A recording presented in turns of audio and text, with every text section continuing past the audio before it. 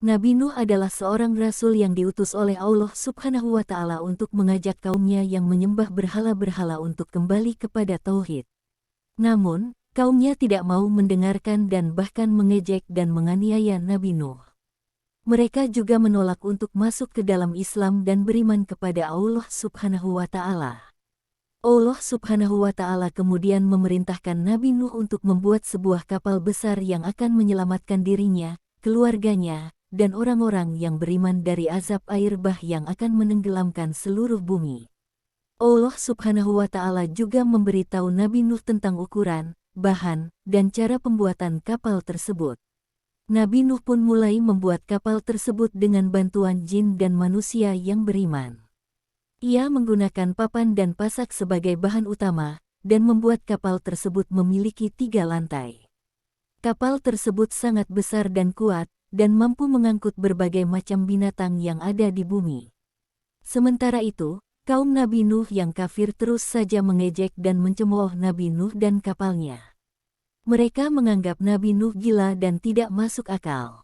Mereka juga meremehkan ancaman azab Allah Subhanahu wa Ta'ala dan tetap berbuat dosa dan maksiat. Ketika kapal Nabi Nuh selesai dibuat, Allah Subhanahu wa Ta'ala memerintahkan Nabi Nuh untuk menaiki kapal tersebut bersama keluarganya, orang-orang yang beriman, dan sepasang dari setiap jenis binatang. Allah Subhanahu wa Ta'ala juga memerintahkan Nabi Nuh untuk tidak berbicara lagi dengan kaumnya yang zalim, karena mereka akan ditenggelamkan. Tidak lama kemudian, langit menjadi gelap dan hujan turun dengan sangat deras.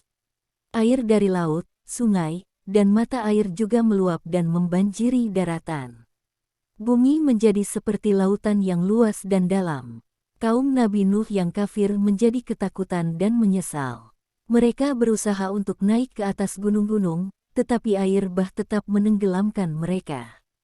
Mereka semua binasa tanpa tersisa. Hanya Nabi Nuh dan penghuni kapalnya yang selamat dari azab Allah Subhanahu wa Ta'ala. Mereka mengarungi air bah selama 6 bulan, sampai Allah Subhanahu wa Ta'ala menghentikan hujan dan menurunkan angin yang kencang. Air bah pun mulai surut dan kapal Nabi Nuh berlabuh di atas sebuah gunung yang bernama Gunung Judi.